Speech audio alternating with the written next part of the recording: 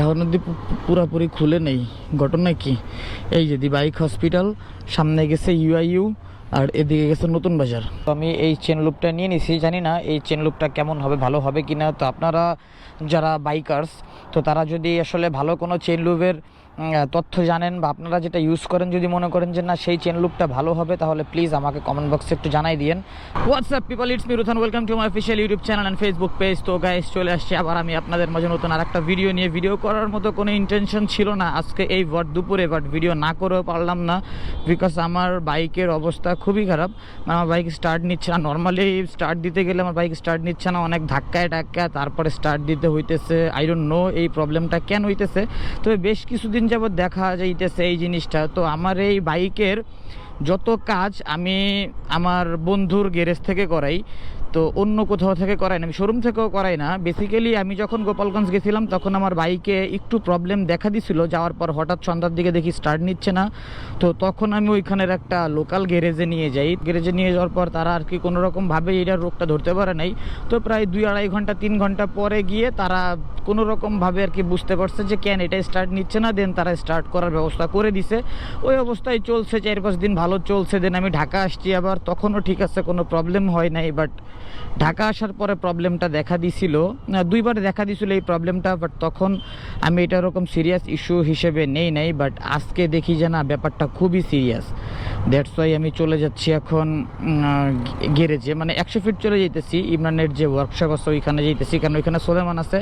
আর সোলেমান একদম মানে আমার বিশ্বস্ত একজন খুব ভালো মানের টেকনিশিয়ান, আর ও খুব ভালো কাজ করে, আর তার জন্যই মূলত আমার ওইখানে যাওয়া। আর এখানে যে পুলিশ মামলা দিতেছে, বাট আর আমার সাথে তো আছে রহমান, আমার তো হেলমেট আছে, রহমানের হেলমেট নেই। বাট তারপরও কেন ধরলো না বুঝলাম না। রহমান আমার পিছনের থেকে জড়াই ধরে বসে আছে।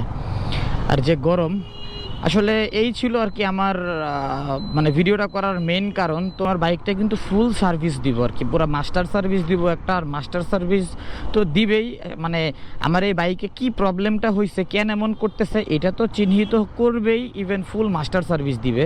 তো ফুল ফ্রেশ হয়ে যাবে গাড়িটা আবার। আর আমি আরেকটা জিনিস আপনাদেরকে বলে দিই, তো আমি প্রতি 4,500 থেকে 5,000 কিলোমিটার পর পর সার্ভিস দেই।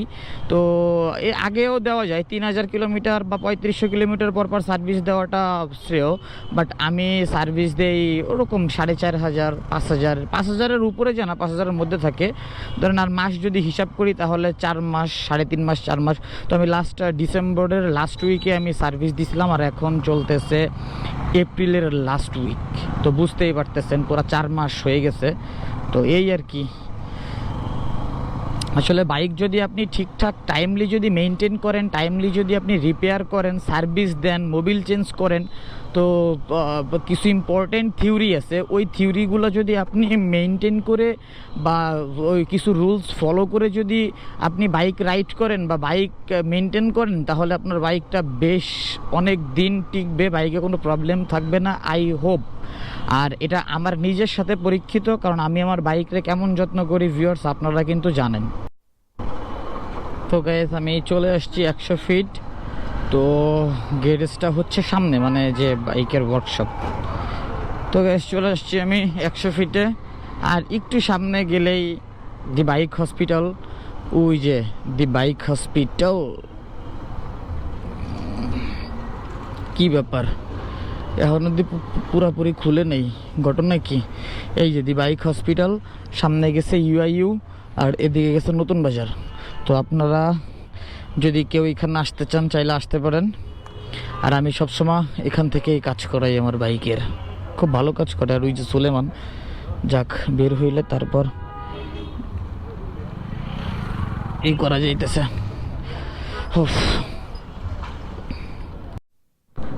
তো আমার সার্ভিস দেওয়া শেষ, এখন বাইকটা ঠিক আছে, চালায় ভালোই মজা পাইতেছি।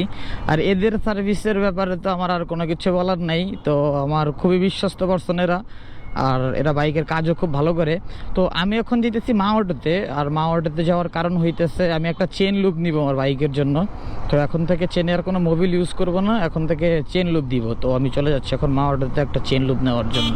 তো চলে আসছি আমি, আমার সার্ভিস দেওয়া ডান, মানে এখন বাইক পুরো 100-100। তো আর কয়েকটা জিনিস আছে, এগুলো আমি আফটার মার্কেট পার্স আর কি, এগুলো আমি লাগাবো। আর আমি এই যে আজকে নিয়ে নিলাম চেন লুপ, তখন তো বললাম আমি একটা চেন লুপ নিয়ে নিতেছি। তো আমি এই চেন লুপটা নিয়ে নিছি, জানি না এই চেন লুপটা কেমন হবে, ভালো হবে কি না। তো আপনারা যারা বাইকার্স, তো তারা যদি আসলে ভালো কোনো চেন লুপের তথ্য জানেন বা আপনারা যেটা ইউজ করেন, যদি মনে করেন যে না সেই চেন লুপটা ভালো হবে, তাহলে প্লিজ আমাকে কমেন্ট বক্সে একটু জানাই দিন। বিকজ আমার চেন লুপটা খুবই দরকার ছিল, দ্যাটস ওয়াই চেন লুপটা আমি কিনে নিছি। তো ভিডিওটা আমি আর লং করতেছি না, বিকজ যে পরিমাণে গরম, এই গরমে আমার দ্বারা আর ভিডিও করা সম্ভব না। আর ওদিকে আছে রহমান, সানগ্লাসটা কই, সানগ্লাসটা চহি দিতি। তো গাইস চলে যাচ্ছি বাসায়, ভালো থাকবেন সবাই, সুস্থ থাকবেন, দেখা হবে আপনাদের সাথে আবার আমার নেক্সট কোনো ভিডিওতে ইনশাল্লাহ। আল্লাহ হাফেজ, আসসালামু আলাইকুম।